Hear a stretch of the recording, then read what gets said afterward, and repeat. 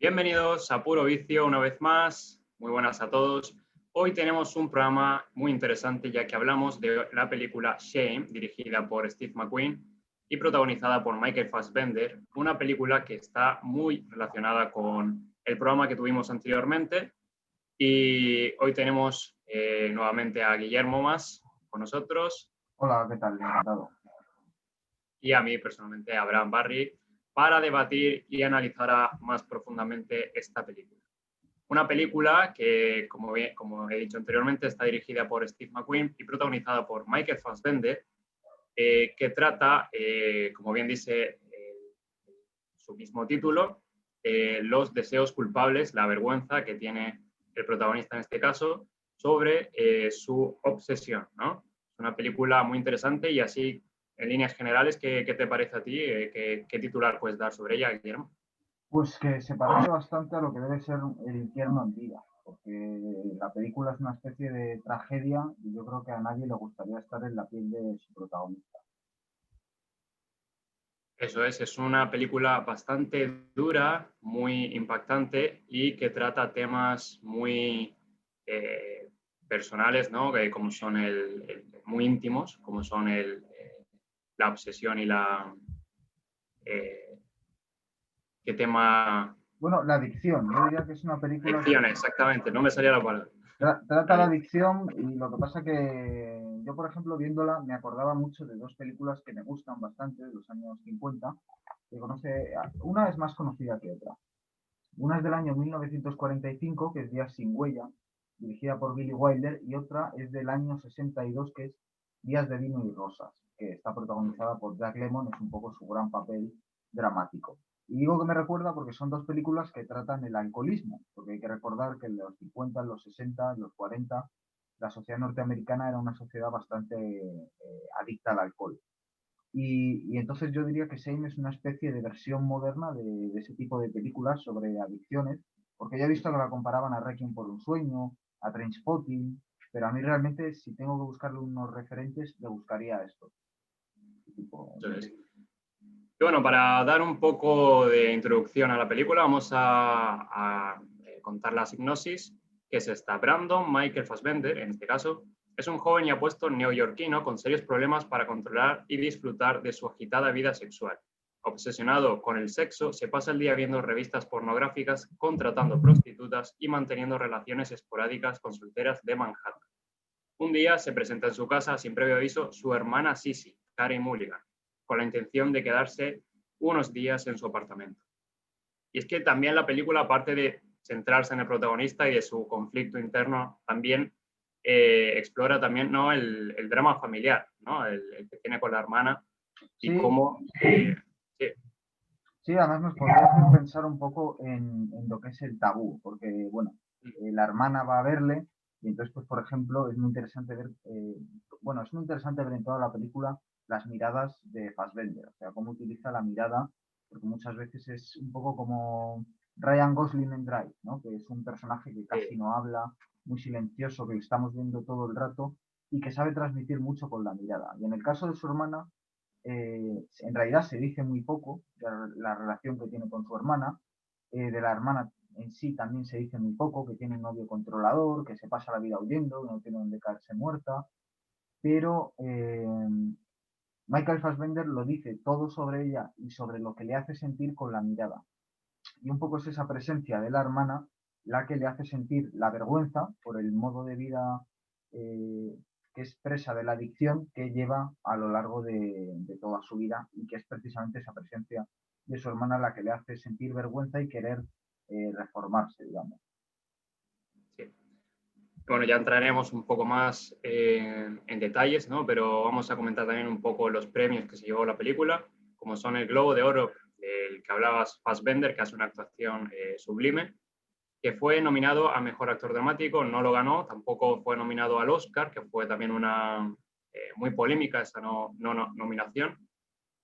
Nominado al premio BAFTA como Mejor Film Británico y como actor, y bueno, luego tuvo en varios festivales como el de Venecia o el de Sevilla varios premios, como el de Mejor Director Steve McQueen, Mejor Actor Fassbender y muchas nominaciones en los círculos de críticos de Nueva York, precisamente donde ocurre la película.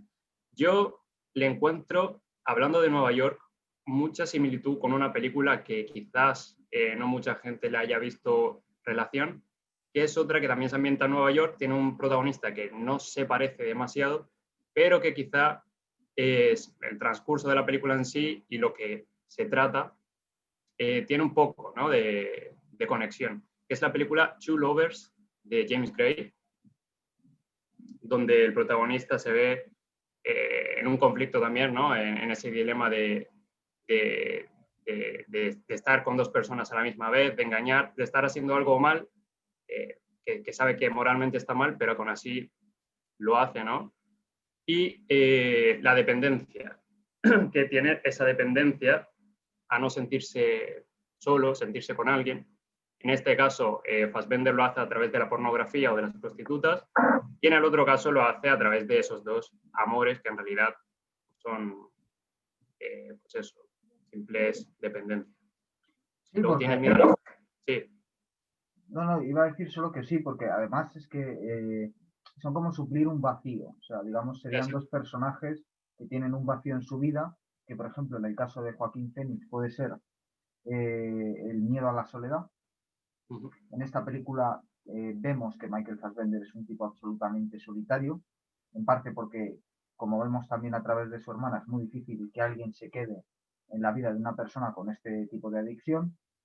Entonces, bueno, digamos que la película que tú comentas sería más reconocible para el público, es decir, es más normal que el público se sienta identificado con alguien que tiene ese miedo al vacío de la soledad y lo llena con presencias amorosas que en realidad no le interesan por la presencia, sino por la no ausencia, por la soledad. Y en este caso, pues bueno, quizás sería más difícil que entre el público haya adictos al sexo, pero bueno, es una película un poco también para que cada espectador lo utilice de espejo para su adicción, que puede ser, pues yo qué sé, ver la televisión, comer comida basura. En la película además salen otras adicciones secundarias, por ejemplo, se ve la comida basura, ¿no? Que evidentemente pues, puedes comer comida basura, pero si estás todos los días comiendo comida basura, eres un adicto. Se le ve viendo pornografía, 3/4 de lo mismo. ¿No? Y en definitiva, bueno, ya también hay una escena en la que snifa cocaína. Es una película en la que hay más adicciones, aunque la principal sea la del sexo. Sí, es un protagonista que está totalmente sumido, ¿no? Que es una película en la que se ve el descenso a los infiernos de Fassbender, pero no el regreso, ¿no? Es decir, se queda ahí, ¿no? Con ese final tan dramático. Sí, porque además Y, tiene mucha sí, estructura cíclica. O sea, ¿cómo empieza la película? La película empieza con el tío tumbado en la cama, se levanta y empieza a dar vueltas, ¿no? Haciendo distintas cosas, pero a dar vueltas por la habitación. Para mí ese dar vueltas tiene mucho que ver con la propia, lo que te cuenta la película. Primero porque la película está estructurada de forma cíclica, porque empieza y acaba con una escena en el metro. Luego es un ciclo. Y ese propio dar vueltas del protagonista por la habitación al principio de la película también es cíclico, o sea, él está dando vueltas en torno a esa habitación vacía. Entonces, lo que nos quiere decir el director es que este personaje, lo más importante que hay que saber sobre él es que está atrapado y por eso vive una especie de infierno, porque está atrapado, quiere salir, siente vergüenza de su comportamiento, pero es más fuerte que él ese círculo vicioso, nunca mejor dicho, en el que él está atrapado. y está atrapado a pesar, ¿no?, de su condición de joven apuesto, exitoso, seductor, como se ve en esa pequeña escena que tiene con su colega, ¿no?, en el que están en un bar y con esas chicas. Precisamente él es el que triunfa y el otro no. A pesar de que el otro es más, más sociable, más extrovertido. Y Michael Fassbender en esta película, Brandon, el protagonista, llega a ser mucho más introvertido. A pesar de eso, se le da muy bien ligar. No se le da bien conectar con las personas a nivel más personal, ¿no?, más íntimo, lo que posteriormente se puede ver o le da miedo en este caso con la chica, su compañera de trabajo. Pero, sin embargo, se le da muy bien seducir, ¿no?, a las mujeres. Es como el típico joven apuesto ese, ¿no?, que triunfa, Es un Don el Juan. playboy, por así decirlo, sí, el Don Es un Juan. Don Juan, o sea, el arquetipo sería el de Don Juan, ¿no? Que va conquistando mujeres. Pero sí, por un lado es interesante lo que dices, porque es verdad que su seducción no es la del tipo extrovertido, precisamente, sino la del misterioso. O sea, digamos, él tiene, por ejemplo, en esa escena que tú mencionas, el amigo está intentando ligar con una chica a la barra, y entonces se acerca a Fassbender, y Fassbender no interactúa con ella, mientras que el otro ha ido directamente, ¿no? Pide solo una copa, etcétera. Y entonces el amigo, que llevaba allí un rato intentando ligar con ella, las había invitado a ella y a sus amigas a una ronda. Llega Fassbender, pide una copa y entonces la chica que estaba intentando ligarse a su amigo le invita a él a una copa y él ni ha abierto la boca ni nada.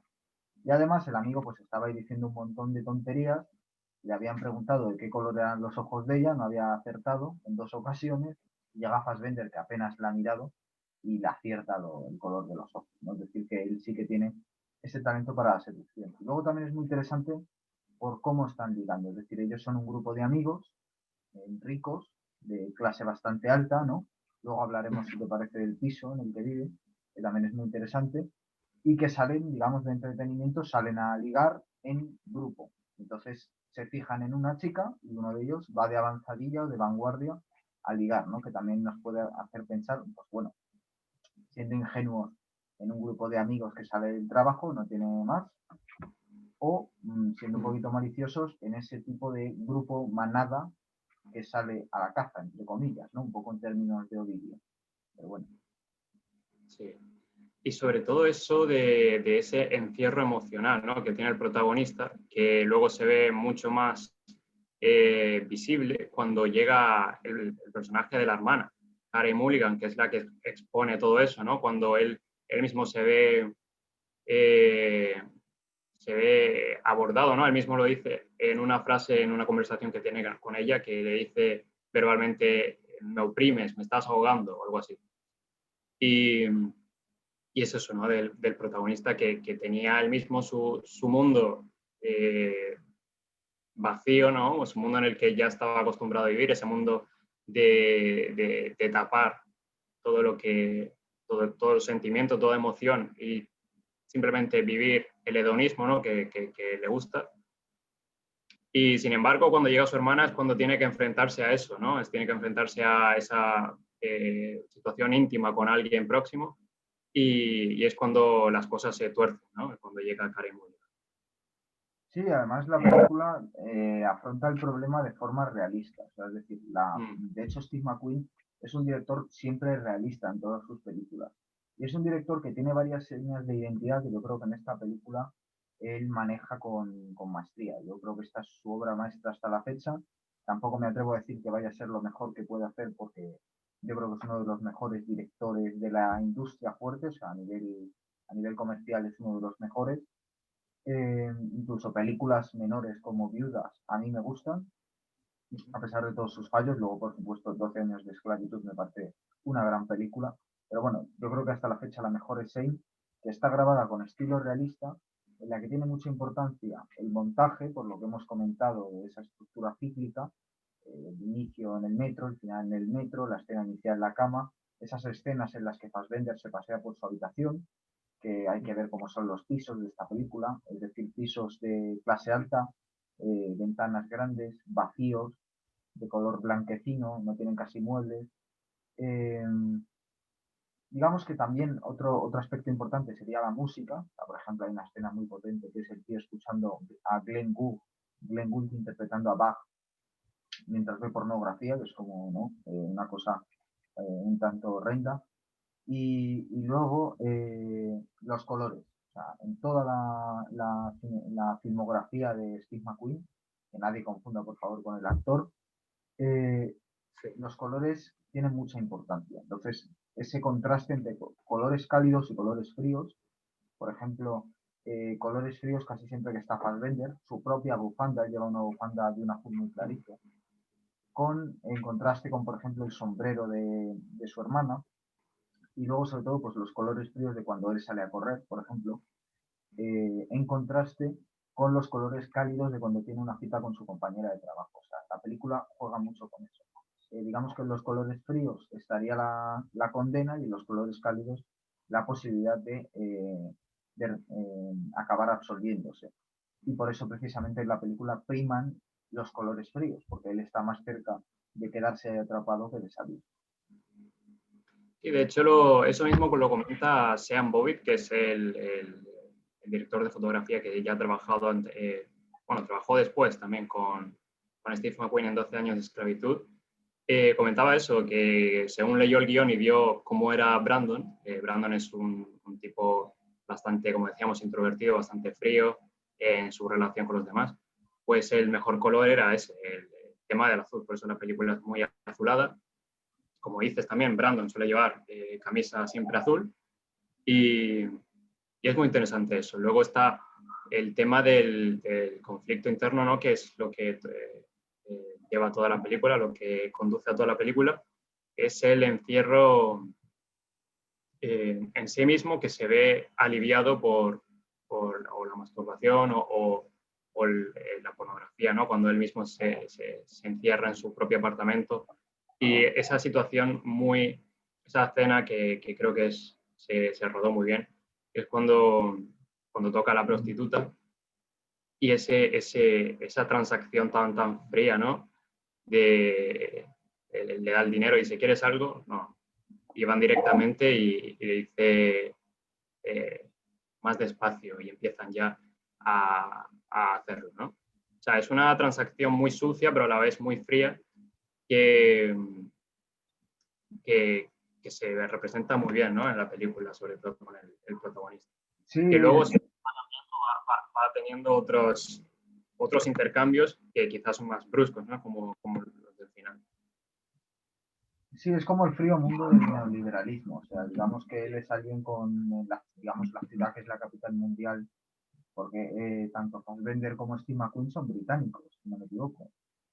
Sí. Y sin embargo la película está grabada en Estados Unidos, supongo que porque está producida allí, supongo también que por motivos comerciales, pero sí que es cierto que al final la ciudad es Nueva York, es la capital económica del mundo a día de hoy, hasta que lleguen las ciudades asiáticas y las superen dentro de no mucho, pero de momento y sobre todo cuando se grabó la película lo era, y él es alguien de una clase alta, digamos que casi no hay escenas más que al final, que él tiene una especie de bajada a los infiernos, que se va a un garito gay, se va a una fiesta, etcétera. Ahí sí que salen quizás zonas más pobres de la ciudad, pero de hecho toda la película está en una zona de bastante poder económico, ¿no?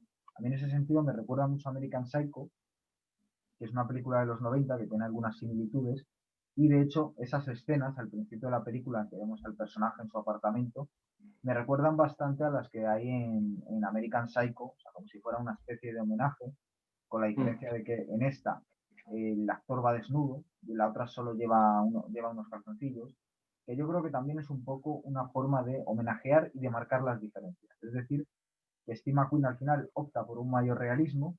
Al final la película, casi toda la película, si te fijas cómo está grabada. Por un lado, tenemos un montón de escenas con la cámara fija, en planos largos, o sea, la cámara está fija, pero aún así los planos son bastante largos. Y por otro lado tenemos planos secuencia, en que la cámara acompaña a los actores por un itinerario bastante largo, que son, digamos, a nivel técnico, las dos mayores formas de practicar el realismo en cine. Y entonces yo creo que es por esa intención de profundizar en un problema psicológico y de centrarse en la psicología de un personaje. O sea, la película es Fassbender al final.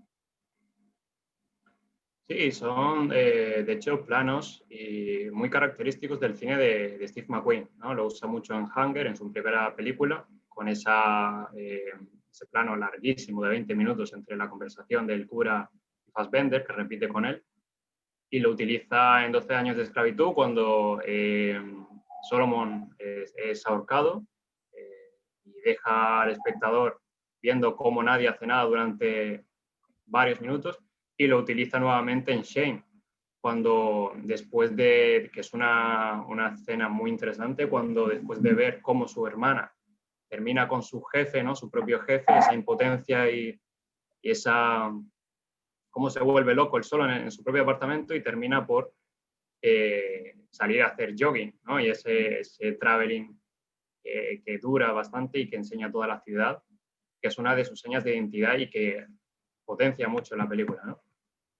Sí, además esa escena es muy interesante porque digamos que él en todo momento siente atracción además por su hermana. O sea, él no lo hace voluntariamente y ahí está el tabú, ¿no? Ahí estaría Levi Strauss, etcétera.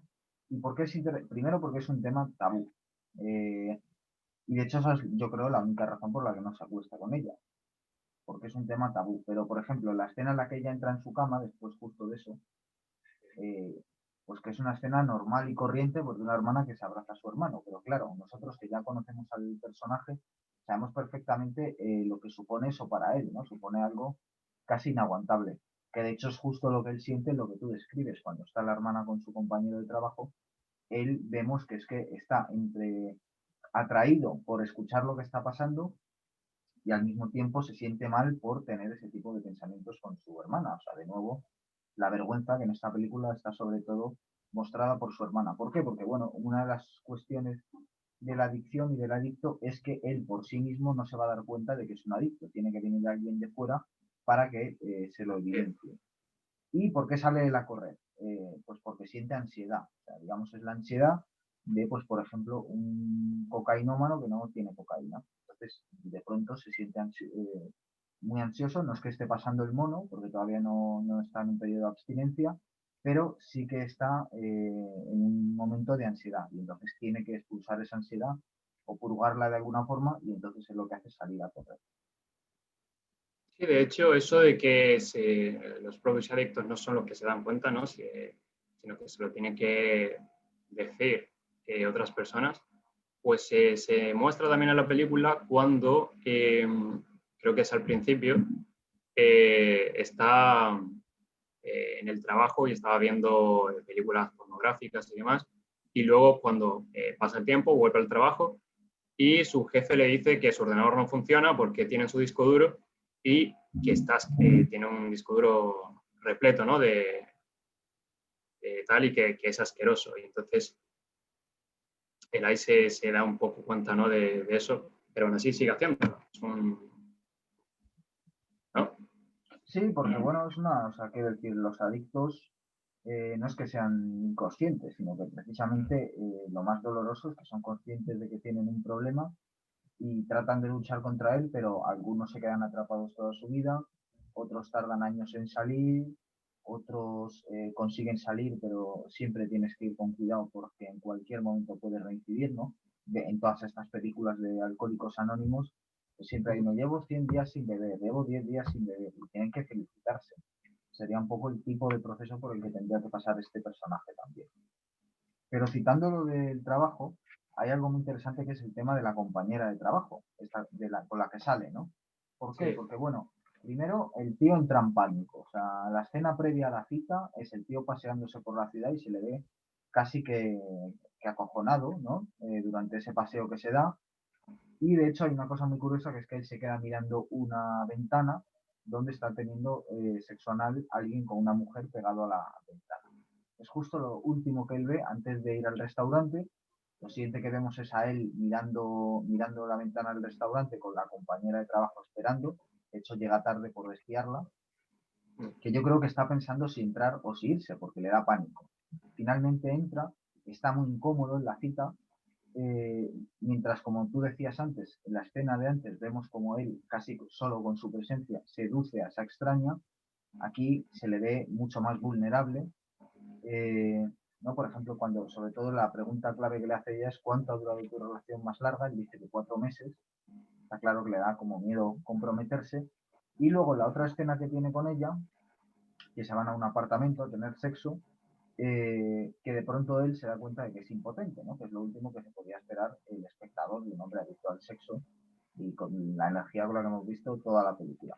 Es impotente con ella y entonces acaba la cosa mal, después de una escena así muy pasional, acaba la cosa mal porque ella se va, él se queda ahí como pensativo y entonces a continuación hay un corte y lo siguiente que vemos es a él teniendo sexo anal exactamente como habíamos visto, ¿no? Delante de la cristalera. ¿Por qué? Pues porque él lo que tiene es como un miedo a los compromisos y tiene también miedo al amor y a las caricias. Lo tiene tanto con esta compañera de trabajo como con su hermana. O sea, cualquier caricia de su hermana él la rehuye. cualquier tipo de manifestación de afecto y la rehuye. De hecho, es que la propia mirada que él tiene con su hermana es como de miedo o de estar intimidado, porque le da miedo estar expuesto ante la intimidad de otra persona, ¿no? Sí, es una, le invade, ¿no? Sí, sí, se llama la hermana. Carey Mulligan le invade la vida tan metódica que tiene él, ¿no? Y, y está claro que es el personaje que finalmente le hace, de alguna manera le hace cambiar. No, no termina de cambiar del todo, pero le hace planteárselo, ¿no? Es como, sobre todo en ese final, que por cierto, tú, sobre la situación final, cuando él finalmente acaba en el local gay y todo se va... ¿qué opinas sobre esa escena final? Cuando la escena final, la del metro, dices, o antes, justo antes, cuando va al local No, gay. antes, justo antes, sí. Pues creo que es como, bueno, primero va al local gay y luego se monta un trío. Exactamente. Bien, pues en el trío, primero, me llama mucho la atención porque la cara que tiene Fassbender es como de una calavera, o sea, prácticamente está chupado, o sea, es cadavérico, totalmente cadavérico, y luego que se le ve que está sufriendo. Tanto cuando va al local gay como después en el trío, el tío está sufriendo muchísimo. O sea, ahí ya no hay un ápice de placer, sino que lo que hay es dolor del que es esclavo de sus adicciones. O sea, para mí es la escena en la que el personaje termina de hundirse, que además justo venía de lo que parecía que podía ser su salvación, que es cuando su hermana tiene un intento de suicidio, que por cierto está brillantemente retratado aquí, el suicida a través de su hermana, con 4 pizcas de diálogo, un poco más y unos detalles sutiles que va dejando el director, podemos entender perfectamente ese problema de suicida que tiene su hermana. No, pues por ejemplo, la escena en la que están en el hospital, ya después de que él la haya salvado, que también es brillante, él está volviendo a su casa, ve en el metro que alguien se tira a las vías, se acuerda de que su hermana en un momento hizo ademán de tirarse a las vías, sale corriendo a su casa acojonado y cuando llega allí efectivamente su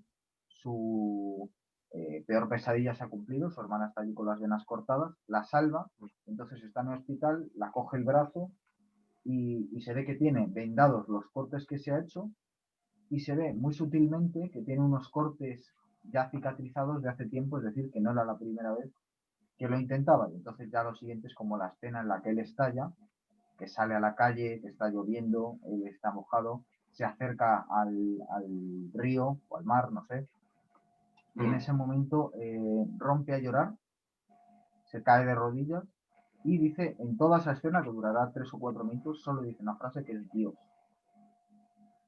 O sea, ¿por qué? Pues porque en ese momento es como el momento en el que él ya se da cuenta que lo único que le queda es pedir ayuda, porque primero está solo, segundo, la persona que le podría ayudar es su hermana, que precisamente lo que necesita ella es ayuda, o sea, no está como para ayudarle a él. Entonces siente tal soledad, tal abandono, que solo se le ocurre esa palabra y romper a llorar. Sí, justamente también en la escena que comentabas del trío, ¿no? que tiene después de ir al local. El montaje, ¿no? Sobre todo que no tiene música, perdón, que no tiene sonido, es todo música de fondo compuesta. Y luego que se va mostrando paralelamente con cómo Brandon va entrando al local, que está lleno de espejos que le deforman a él, ¿no? Que es como la deformación que ha sufrido o que va sufriendo el personaje. Y, y se muestra pues su fin, ¿no? El final, el descenso a los infiernos, ¿no? Que tiene Michael Fassbender. Y también, curiosamente, se trata mucho el tema de la infancia, no se llega a tratar explícitamente, pero, por ejemplo, cuando están sentados ambos en el sillón, que están viendo precisamente dibujos en blanco y negro, hablan de que lo que le remarca una y otra vez Sissy a Brandon, que es somos familia. Y luego hay una frase concreta que dice, creo que al principio de la película, que es no somos malas personas. Sí, creo que dice, no somos malas personas, simplemente venimos de un mal lugar o algo así. Y Sí, porque además él viene como de Irlanda, creo. Ellos vienen de Irlanda o algo así, porque en algún momento se menciona también, sí. Y, y bueno, se trata eso, ¿no? De que le repite que son familia, de que dice si yo me voy, o bueno, cuando se trata de suicidar y demás, como que no le permite, se muestra claramente que Michael Fassbender no quiere abrirse a ella, aún siendo su familia, ¿no? Que es una persona que le cuesta muchísimo. Y, y luego también el compromiso. Se habla mucho del compromiso, no solo entre familias, sino el compromiso entre, bueno, en la escena, una de las escenas iniciales, cuando Michael Fassbender ve a la mujer en el metro que tiene el anillo, ¿no? No, o eso es el final. Es Estoy que vea liando. la misma. Es la misma, ¿no? Es la Es misma. la misma. Lo que pasa es que al principio ella acaba, no, diga, acaba huyendo de él, literalmente, porque se asusta y al final, que es cuando él parece que ya se está rehabilitando, que ya está asqueado, eh, se la vuelve a encontrar y entonces es ella la que le busca a él, digamos. Y tiene un final un poco como el de Origen, de Nolan. Es un final Sí, de estos que no se sabe muy bien qué pasa y entonces es un poco lo que opine el espectador. De hecho, yo no sé si Nolan copiaría este final. El caso es, porque además este es el tipo de películas que yo creo que le gustan a Nolan, porque Nolan en sus principios era muy oscurito, con películas como Insomnio, que también se parece un poco a esta en este tipo de obsesiones, y películas como El truco final, que también es bastante oscurita, o Memento, que también tiene esa estructura cíclica.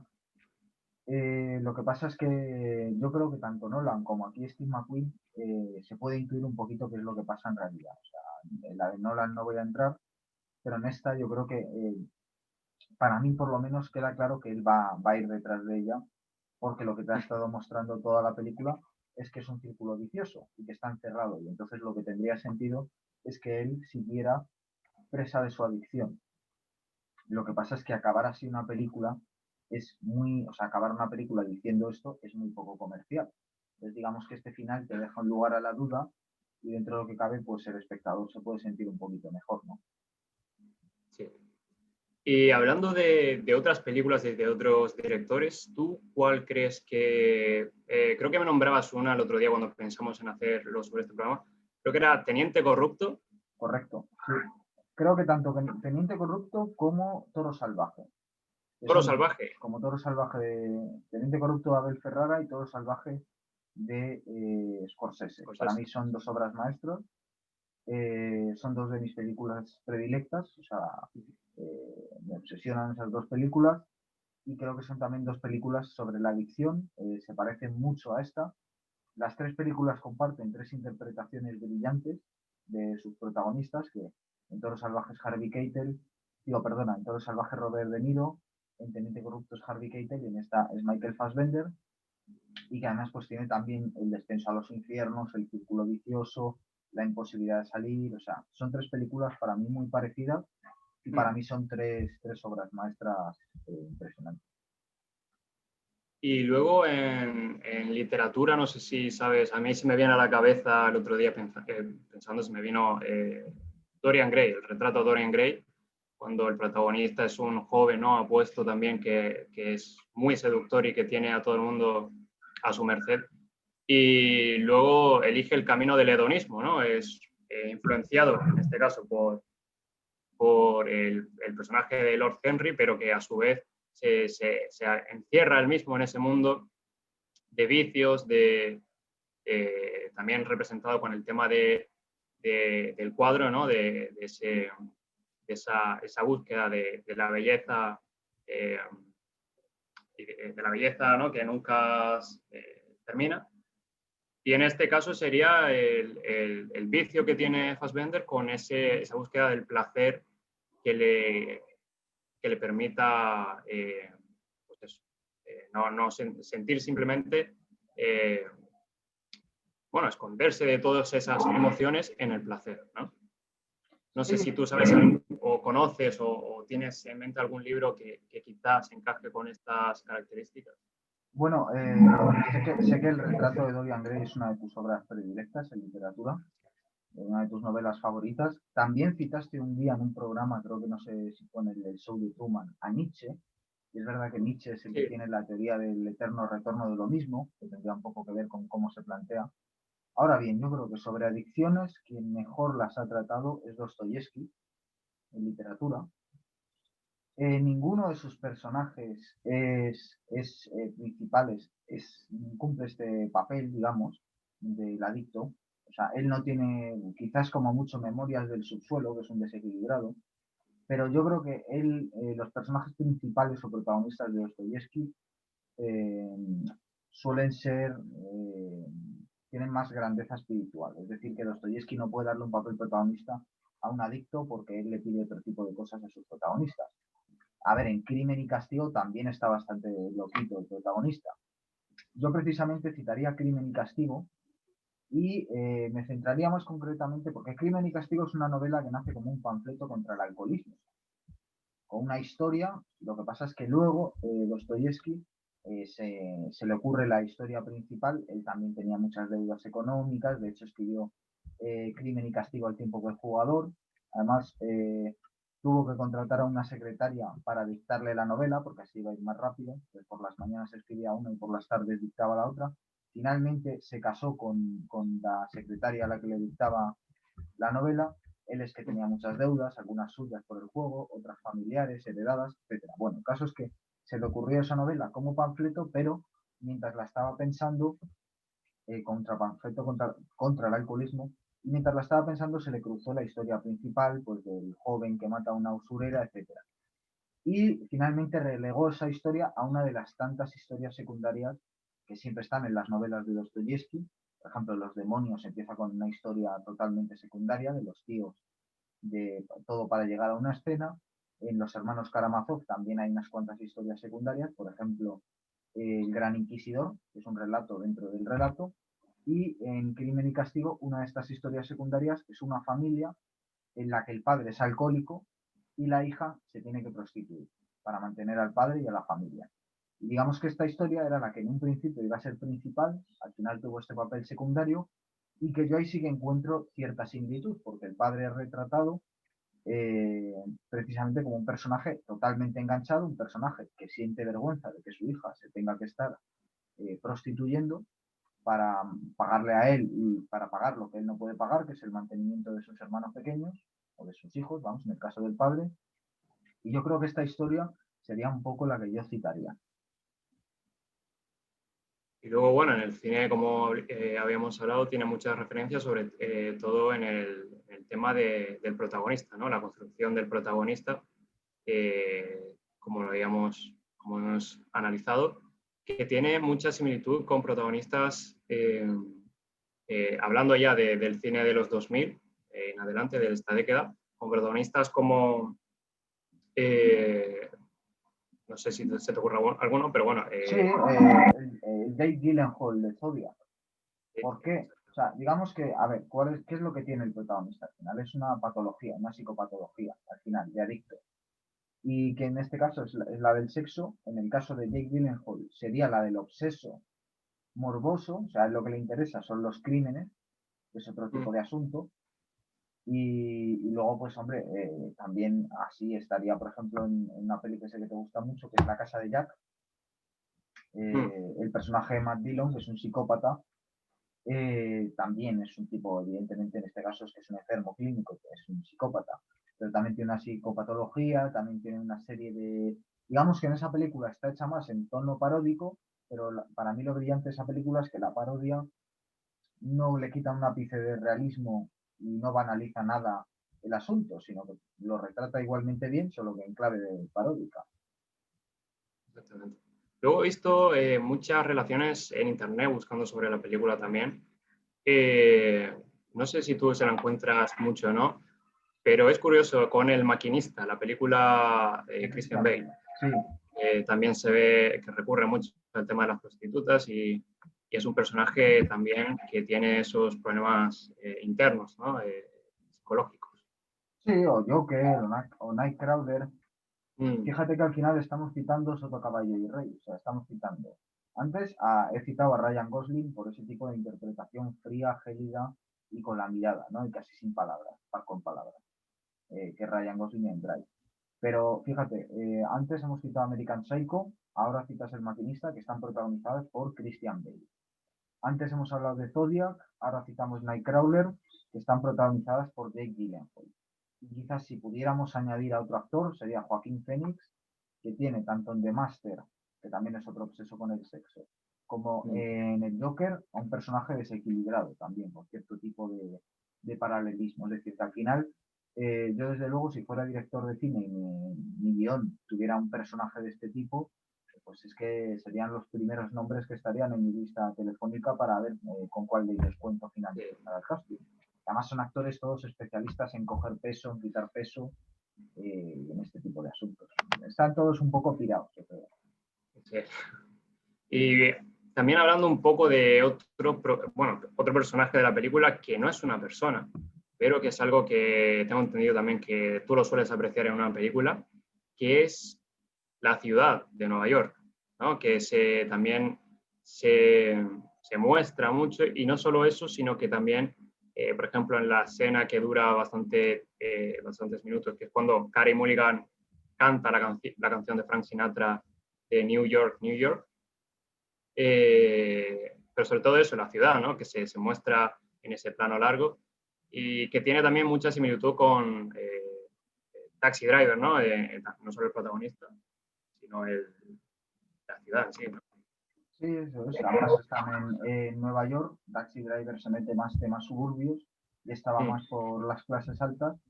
Y bueno, eso es un concepto que se llama cronotopo, que es básicamente cuando el espacio y el tiempo tienen una importancia dentro de los protagonistas, que es algo que, por ejemplo, te lo enseñan en el bachillerato estudiando literatura romántica. ¿Por qué? Porque las poesías románticas, que siempre son lugares ruinosos, eh, bueno, pues al final, ¿no? La naturaleza, o sea, siempre uno de los rasgos que todos estudiamos en bachillerato del realismo es que la naturaleza tiene un papel importante. La naturaleza sería el espacio, el escenario, que te dice también algo del estado psicológico de los personajes. Eso es el cronotopo, en definitiva.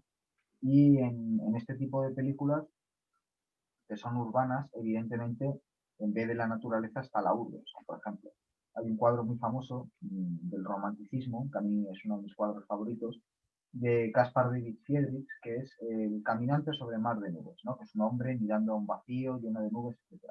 El hombre incluso está de espaldas. Entonces, digamos que ese paisaje al final es la cara del hombre. No hace falta verle la cara al protagonista de ese cuadro porque la cara es el paisaje, es su estado anímico. Pues de alguna forma en todas estas películas que citas pasa un poco lo mismo. O sea, al final la ciudad es el estado anímico del personaje y por lo tanto cuanto más conozcas la ciudad, mejor conoces al estado anímico del personaje. Para mí algunos de los directores que más me gustan grabando ciudades pues serían por ejemplo Sidney Lumet, William Friedkin, el director del Exorcista, en El propio Exorcista y en otras películas como French Connection, graba muy bien las calles.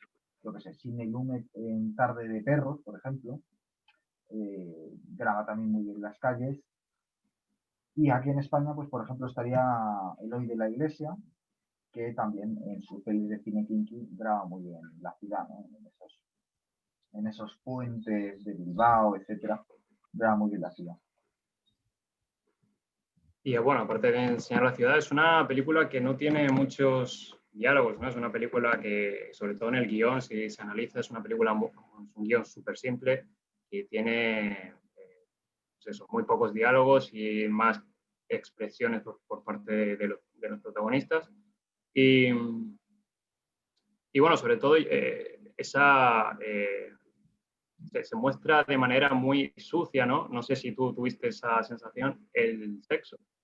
Como que es una película bastante, pues eso, sucia en sí. Muestra mucho, por ejemplo, cuando Brandon está también con el tema del portátil, ¿no? Y está, o cuando en el mismo restaurante, bar, le mete los dedos a la chica y luego aparece el otro, ¿no? O sea, es una película bastante sucia, por así decirlo, ¿no? Sí, yo diría que es fisiológica. Es decir, que la forma en la que aborda el tema es pues casi que como un biólogo. O sea, no le pone un ápice de romanticismo no hay una caricia, no hay, o sea, no quiere transmitirle nada de eso al espectador, o sea, lo que quiere transmitirle es la dureza del acto cuando se le despoja de todos los sentimientos, o sea, estamos acostumbrados a ver siempre sentimientos, yo que sé, están las típicas escenas de película romántica con música de saxofón, luz cálida, persianas, las cortinas moviéndose por una suave brisa. No, esto es todo lo contrario, o sea, no hay música, se oye el ruido de hecho la propia banda sonora, en mi opinión, tiene un poco ese sonido ¿no? mecánico. Entonces, bueno, yo creo que sí, que es esa intención de retratarlo de forma fisiológica y de ver cómo lo vive el protagonista. Al final está todo por los ojos del protagonista, que son esos, unos ojos que le temen al afecto. Sí, de hecho leí una crítica que me gustó mucho que decía que es la representación de la angustia del hombre moderno. Y es muy interesante porque también, tras salir la película, mucha gente, entre ellas un actor, uno de los más reconocidos actores del cine para adultos, reconoció que se vio totalmente reflejado y que es su vida prácticamente esa película, ¿no? ¿Tú crees que es bueno, una película que se puede dar perfectamente, ¿no? Es que es muy real, ¿no? Es muy Sí, sí. realista la película. No me cabe duda, y sobre todo lo que comentábamos antes, es decir, que si no es Mm. esta adicción será otra. Lo que tiene, bueno, esta película lo que tiene es que es la película de los tiempos de Tinder, de Badoo, pero ya no solo eso, o sea, quiero decir que al final es un poquito anterior, pero refleja muy bien ese tipo de mentalidad, ¿no? Entonces, eh, tiene efectivamente mucho que ver con el materialismo, o sea, no es casual la clase social del protagonista, nada es casual en esta película, como todas las buenas películas, y en el arte en general nada es casualidad. La propia, los propios interiores, es una película muy interiores, o sea, tiene muy poquitos exteriores, que son esos de la ciudad que comentábamos. Los interiores casi todos están en la casa de él, que es un poco la guarida del pervertido, y que está reflejada con eso, grandes ventanales, no hay cortinas, que también es una cosa muy de su cultura, los americanos no tienen cortinas, salvo ya digo para las escenas románticas de sexo, que entonces tiene que haberlas para que se muevan con la brisa. No hay cortinas, la luz es muy fría, las paredes son completamente blancas, del techo al suelo, no hay casi muebles, no hay ningún objeto de distracción, es decir, hay un sofá para tumbarse o sentarse, hay una televisión y gracias, que es donde ven los dibujos, hay una cama, hay un armario empotrado y un poco más, hay alguna mesa, pero no, hay un portátil, los armarios, como vemos luego, los tienen llenos de revistas pornográficas, o sea que en definitiva es que no tiene más, no tiene libros, no tiene cuadros, no tiene, yo qué sé, una comba, o sea, no tiene otro tipo de... Es que es alguien sin aficiones. Un poco también lo que hacía American Psycho, retratar lo que en los 90 se llamaba yuppie, es decir, el obseso del trabajo. Es alguien que va del trabajo a su casa y de su casa al trabajo y solo tiene eso, el trabajo y la adicción, en su caso. Sí, revistas, ¿no? Que al final tira, se despoja, ¿no? Como queriendo acabar con toda esa vida. Y hay una frase muy, muy interesante que acabo de encontrar sobre este tema bueno, la escribió Freud en su momento, que dice: el hombre ha llegado a ser, por así decirlo, un dios con prótesis, bastante magnífico cuando se coloca sus artefactos, pero estos no crecen de su cuerpo y a veces aún le procuran muchos sinsabores. O sea, eh, o sea, no sé qué opinas al respecto de todo esto. A ver, creo que es interesante porque la película puede estar relacionada con Freud, primero en el caso del tabú, o sea, Sí. tiene un libro Totem y Tabú donde trata el tema, quizás también sea interesante citar a Levi Strauss, y sobre todo en que la forma de abordar el sexo por Freud, Freud venía de una sociedad austríaca muy puritana, que por ejemplo es la que describe Stefan Zweig en El mundo de ayer, muy puritana, y entonces, en cambio, Freud no era nada puritano. O sea, él lo que hace es ahondar, ¿no? Por ejemplo, en su libro famoso, Tres ensayos sobre la teoría sexual, entre otros. Y entonces es curioso porque o tiene relación porque esta película no adopta nunca el punto de vista puritano. Que eso es lo interesante. O sea, porque una película puritana tratando el tema del sexo, pues es que es una película para ser puesta en una iglesia. En cambio, esta película sería lo último que veríamos en una iglesia, que se pone en un cineforum de estos de iglesia, sería lo último, y sin embargo quizás sería la primera película que habría que poner, porque es la que de verdad mete el dedo en la llaga. Entonces, creo que eso sería un poco la relación, que no adopta un punto de vista puritano para criticar la obsesión por el sexo y el materialismo, sino que adopta un punto de vista completamente opuesto, es decir, de llevarlo hasta el extremo y ver sus consecuencias. Sí, y cuyo tema principal también es uno que no lo hemos nombrado mucho, pero es el tema de la culpa, ¿no? La culpa del propio protagonista, ese conflicto interno del que hablábamos antes, de donde viene el mismo título, ¿no? Vergüenza, que al final es lo que él siente sobre sus actos. Eh, he visto también que hay muchas comparaciones con, por ejemplo, películas que tienen que ver mucho con infidelidades, como son Match Point, o películas donde hay amores prohibidos, más que nada por la culpa que tienen los protagonistas, como son Brokeback Mountain.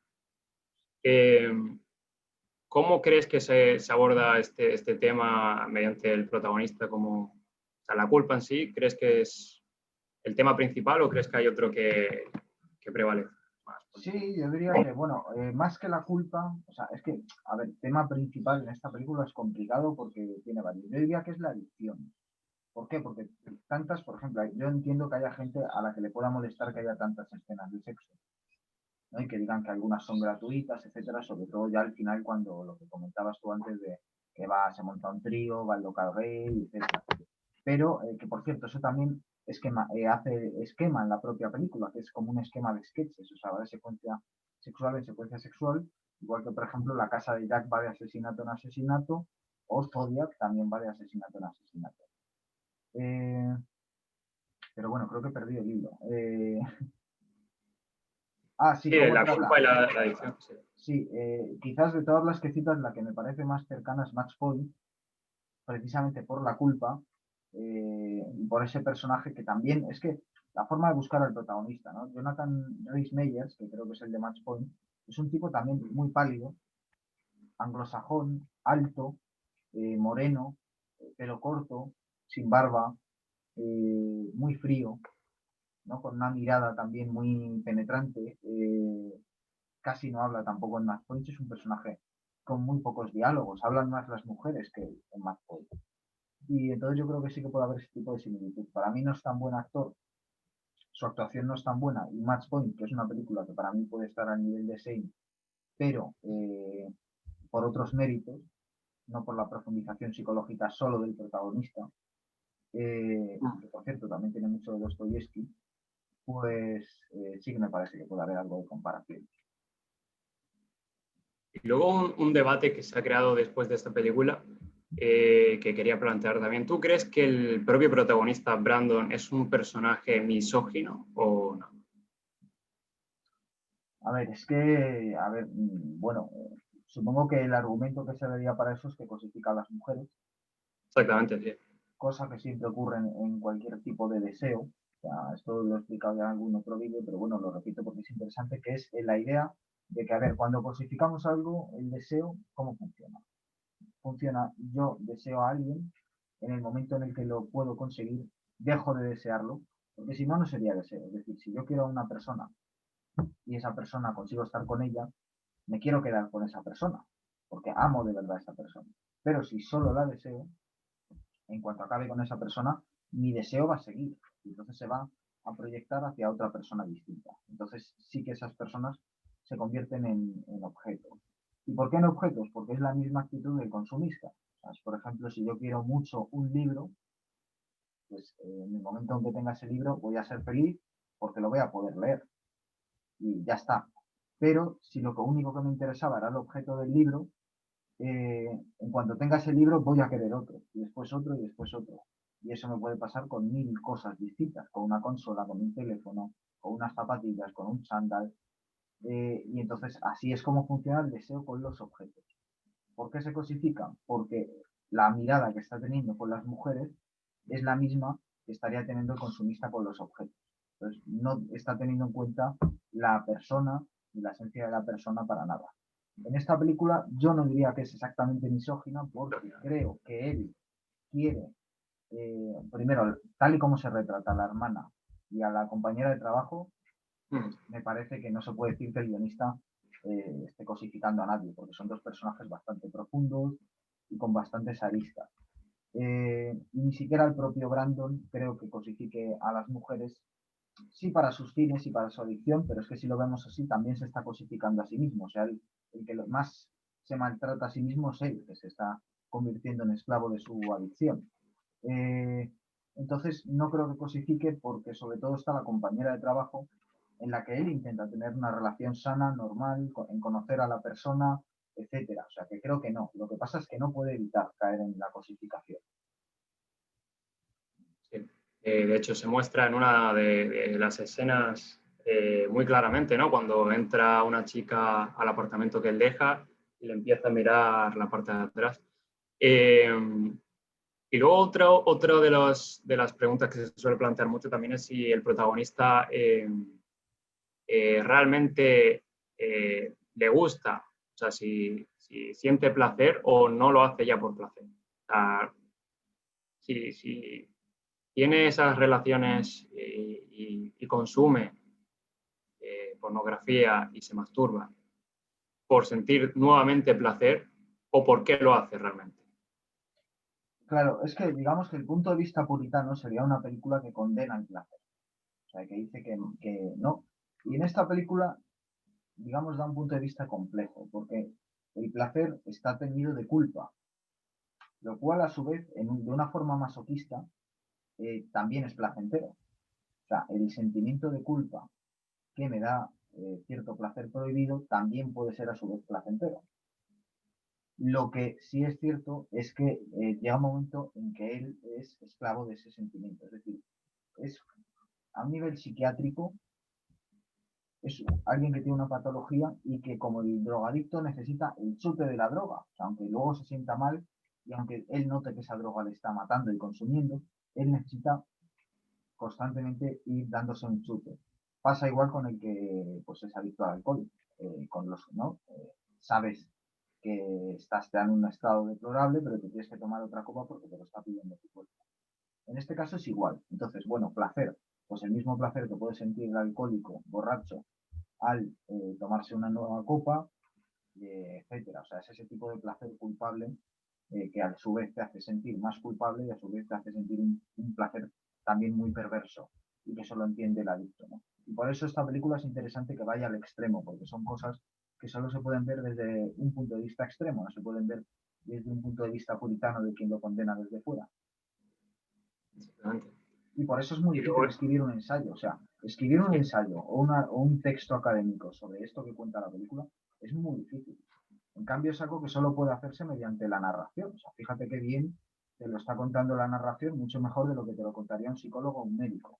Y para mí eso también hace de esta película una obra maestra. sí. Y de hecho, el propio director Steve McQueen lo comentaba en una entrevista, que voy a leer textualmente su frase, que creo que representa muy bien tanto la película como su cine en general, ¿no? En los temas que quiere tocar. Dice, en 2008, mi película anterior, Hunger, hablaba de un hombre privado de libertad que utilizaba su cuerpo como instrumento político y a través de ese acto creaba su libertad. En cambio, Shame se centra en una persona que goza de todas las libertades occidentales y que a través de su aparente libertad sexual crea su propia prisión. Yo creo que es la definición perfecta, ¿no? Del contraste entre ambas películas y sobre todo de lo que hay, de lo que significa, ¿no? Todo esto, toda la Sí, película sí, de Shame. sí, sí, Las totalmente, libertades porque que tiene el protagonista, al contrario que en Hunger, pero que al final utiliza todo eso para crearse su propia cárcel, ¿no? Al final es, pues eso. sí, porque por ejemplo, si coges la pirámide de Maslow, que es donde Maslow hace en forma de pirámide, prioriza las necesidades humanas, hay 5 niveles.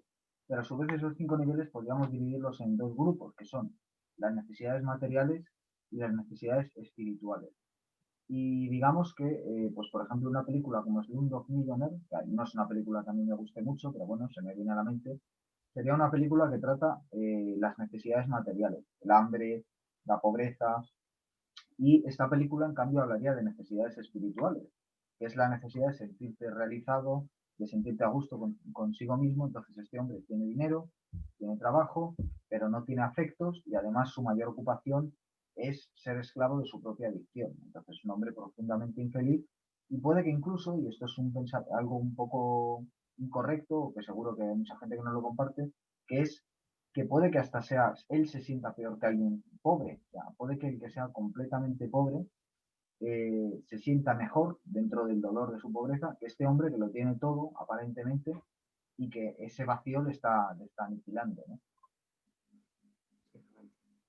Bueno, desde el principio, ¿no? Se ve esa ansiedad que tiene el protagonista, ¿no? De que se persigue durante toda la película y que al final es cuando se plantea también la pregunta de si, que me gustaría también que tú la respondieses. ¿Crees que se ha salvado el protagonista al final o que no ha terminado por salvarse en esa redención que supuestamente puede llegar a tener? Yo creo que no, porque creo que la película tiene esa estructura cíclica y que evidentemente dar una respuesta rotunda por parte del director, primero hubiera sido imponer su mirada, y ahí Steve McQueen es muy inteligente y deja la cuestión abierta a la mirada de cada espectador, pero creo que por las pistas que da, sí. Ahora bien, también digo, eso es en el tiempo de la película. Es decir, si me preguntas, ¿qué le hubiera pasado? ¿Cómo está el protagonista dentro de 10 años? ¿Sigue igual? ¿Está muerto? ¿O se ha curado? Pues hombre, yo quiero pensar que dentro de 10 años ese hombre ha conseguido salir poco a poco. O sea, no puede hacerlo todo de la noche a la mañana, sino que poco a poco ha podido salir. No te digo que esté teniendo una vida normal, casado con hijos sin problemas. No, seguramente siga teniendo problemas, pero los sabe llevar y ha conseguido dejar de ser un esclavo de su adicción. Eso sí que creo que un personaje así podría hacerlo. La otra opción sería que estuviera muerto, porque algo así es normal que en 10 años acabe con él. Pues yo creo que lo hemos dicho prácticamente todo ya, ¿no? Si quieres resaltar unas palabras sobre la película como final. No, hombre, como al final me gustaría que respondieras tú, o sea, ¿tú qué piensas? Bueno, pues yo, como sabes tú personalmente, es una de mis películas favoritas y yo creo que es una película que encierra muchos temas, como son los que hemos comentado anteriormente, y no solo eso, sino que a través de la fotografía, a través de la dirección de Steve McQueen, consigue propiciar la misma personalidad de Brandon a la película, es decir, a través del montaje, a través de esos colores que transmite y a través de esos planos largos y lentos, ¿no? Que es como cómo avanza la vida del protagonista, ¿no? De forma gradual y que al final nunca termina de cambiar, al menos en la película, como decía Guillermo.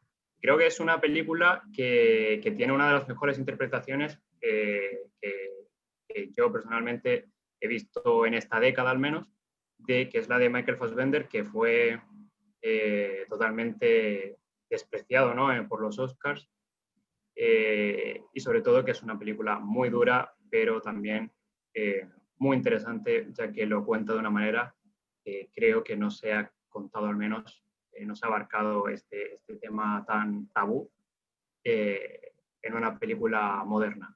Así que desde aquí yo las recomiendo y supongo que tú también, ¿no, Guillermo? Eso es, recomendación absoluta y suscribo plenamente tus palabras. Pues hasta aquí el programa de hoy. Esperemos que os haya gustado. Tenéis la primera parte en la que hablamos también del tema del obseso, ¿no? En el vídeo anterior.